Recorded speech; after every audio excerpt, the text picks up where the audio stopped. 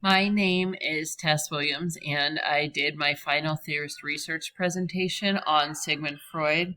And I'll be starting my presentation looking at the details of his life and how these impacted his practices and development of his psychoanalytic theories.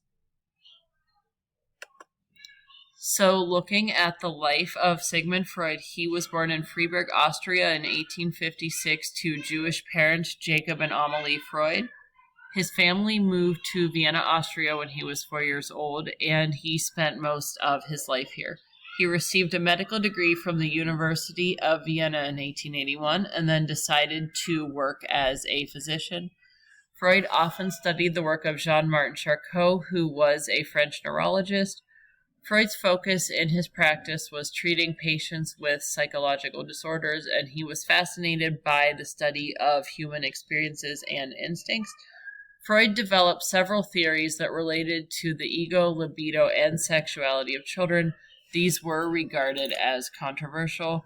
Freud's study of psychosexual stages left a lasting impact on the field of psychology, but has also been a target for criticism and skepticism related to these theories. Freud's main work focused on developing theories that influence the human mind, mental disorders, and sexuality. Looking towards the end of his life, he died in 1939 from a lethal morphine overdose that he requested be administered by his doctor as he developed oral cancer later in his life. So, looking at the key concepts of Sigmund Freud's psychoanalytic theory of personality, Freud suggested that personality developed in childhood takes place during 5 psychosexual stages, which include the oral stage, anal stage, phallic stage, latency stage, and genital stage. He believed our sex drive, also called libido, is focused on different areas of stimulation in each phase. Freud also felt that if any experience encountered during a specific phase was traumatic, people may develop connected fixations later in life, such as addictions, depression, or a variety of different dependencies. Freud's theory of personality saw the psyche separated into 3 parts known as the id, ego, and superego, which he believed all develop at different parts in our lives. Freud claimed that young children are controlled by the id and want immediate satisfaction, but that around 7 years old, children begin to form a superego that makes them want to become good citizens and please other people. There's a belief that ego is formed when the id and superego balance their influences during adolescence. If the satisfaction of libido is appropriate, the id, ego, and superego may become balanced. They may become unbalanced if satisfaction of libido is not appropriate. If these are thrown out of balance, Freud believed fixations could develop, including neurosis, dependencies, addiction, or depression. Freud also claimed the mind operated in 3 spheres: the unconscious, which operates the id, preconscious, which operates the superego, and the conscious and preconscious levels, which work together to control the ego. This can actually be seen in this illustration showing the unconscious mind, the subconscious and preconscious mind, and our conscious mind, which shows what we reveal. Freud believed that the subconscious, preconscious, and unconscious areas of our mind are the primary areas that control our actions, even though we may not be aware that they are the areas in control. So, looking at more key concepts related to Freud's id, ego, and superego, Freud defined the id as the primitive and instinct-driven part of our mind that stores sexual and aggressive drives as well as hidden memories. This is general sexual energy that covers everything from our survival instincts to art appreciation. It's made of biological aspects of our personality present at birth, including sexual instincts. The id impulsively directs people to follow their basic desires and is not impacted by reality, logic, or everyday life. The superego acts as a person's moral conscience. It's part of the unconscious desire for us to do what is right and is also a source of self-criticism. Society's moral values are reflected to a certain degree, and a person is aware of their own morality and ethics, but the superego also holds many codes or prohibitions that are mainly directed in a way that's unconscious and presented through commands or don't statements. The job of the superego is to control desires of the id. It also convinces the ego to pursue moralistic goals and reach for attainment of perfection. The two systems involved in this process are the conscience and the ideal self. The conscience acts as our inner voice that lets us know when we've done something wrong, and it punishes our ego through feelings of guilt. The ideal self is an imaginary picture of how a person feels they should be, representing their career goals, how they treat others, and how to act as a successful member of society. The ego acts as a barrier between the desires of the id and balancing of social norms valued by the superego. The ego is the only part of the conscious personality. It's what the person focuses on when they're thinking about themselves and is the impression they try to project to those around them. It works to find realistic ways to satisfy the desires of the id, often delaying satisfaction to avoid negative societal consequences. It often looks at social realities, norms, and rules when choosing how to behave. The ego wants pleasure and avoids pain, but looks for a realistic plan to gain pleasure. Something is judged as good if the goal is reached without causing harm to the ego or the id. This is just an illustration representing how that would work in the brain. The id saying, I need to eat right this second. The ego saying you can't do that because you're in the middle of an important meeting, and the superego taking this thought one step further and saying eating during an important meeting is rude and inappropriate.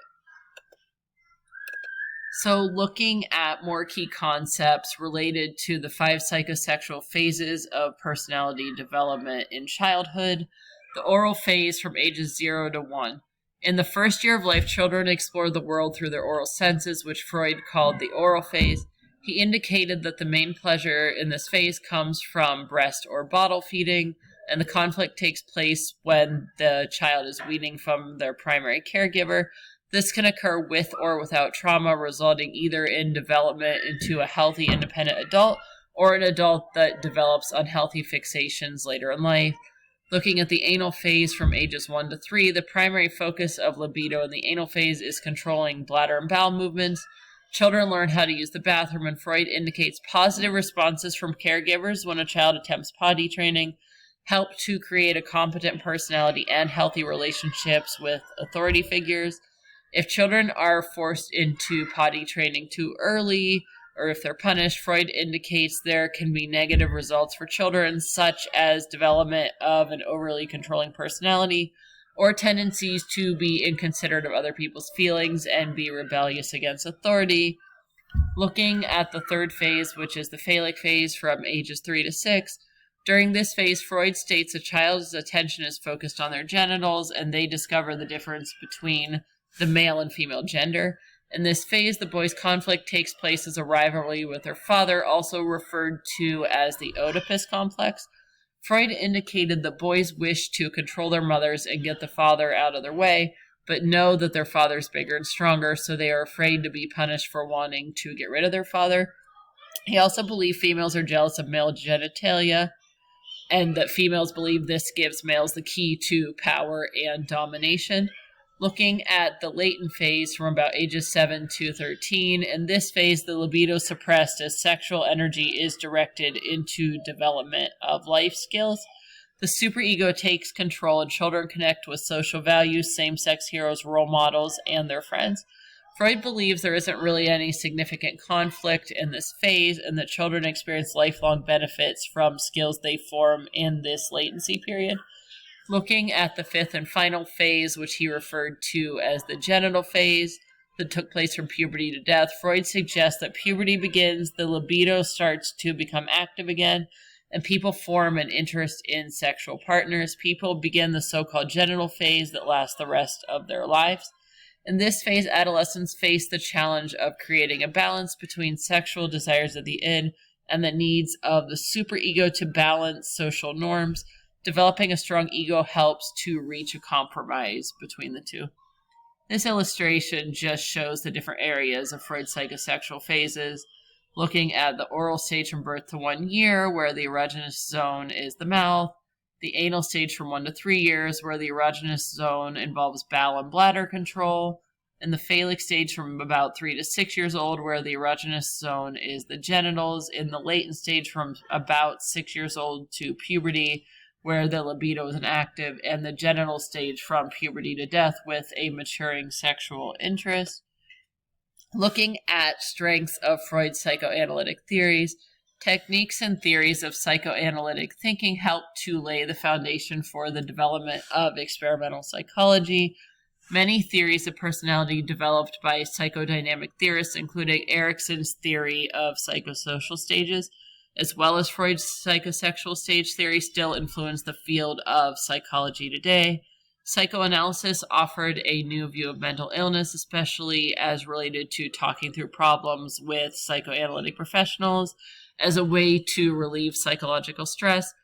Therapists still use psychoanalysis as a treatment today, including client-centered treatment and group therapy.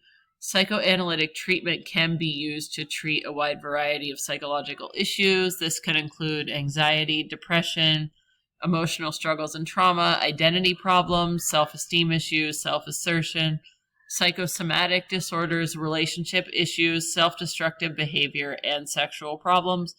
While not all of these issues affect children, there are many struggles included on this list that can impact children and can be addressed through psychoanalytic practices. So the next slide will look at some weaknesses of Freud's psychoanalytic child development theories. Many believe that Freud's theories place too much focus on the unconscious mind, sex, aggression, and the importance of childhood experiences. Many ideas suggested by psychoanalytic theorists are difficult to measure as well as express numerically. Most of Freud's ideas were based on case studies and clinical observations rather than on empirical scientific research. And psychoanalysis also takes a lot of time, money, and effort to implement. So, looking more at theoretical practices of Sigmund Freud, he examined how experiences often from childhood could contribute to an individual's current experience and actions. Practices he used in psychoanalytic therapy included dream analysis, which he saw as a way of gaining insight to the inner working of the unconscious mind, free association techniques, which are exercises where a psychoanalyst encourages free sharing of thoughts. Freud thought this could contribute to an expression of unrealized connections and repressed memories of his patients. And transference, which involves projecting your feelings about someone else onto the psychoanalyst and interacting with them like they're the other person. This helps psychoanalysts understand how you communicate with others. And I just included this little cartoon just to show how Freud's theoretical practices might work, even though it shows something kind of funny like a rabbit saying it goes back to being pulled out of the hat. It just goes to show the importance that Sigmund Freud placed on early life experiences. So moving on to the next slide, this is my concept map. I began with the life of Sigmund Freud, his early life, where he was born, the earning of his medical degree, his study of the practices of Jean-Martin Charcot, and the influence that this would have on his later practices and development of his theories, looking at his interest in human experiences and instincts, and personality development in childhood, the 5 psychosexual phases, how he separated the psyche into 3 parts, and how a balance or unbalance in id, ego, and superego could create issues later in life, different fixations, different struggles, and how he believed that libido and sex drive had an impact on different areas of development in each phase, and he felt that trauma in these areas could create the fixations and issues later in life. It also looks at how the development of his theories and the information he studied and his interests laid the foundation for development of experimental psychology, influenced many psychodynamic theorists, offered new perspectives on mental illness, and is still used for treatment today and can be used to treat multiple psychological issues. So you can definitely still see the impact that Freud's practices and theories have even in the field of modern psychology. Obviously, they've been adapted to consider more modern knowledge of psychology and maybe blended to work in a way that would best benefit patients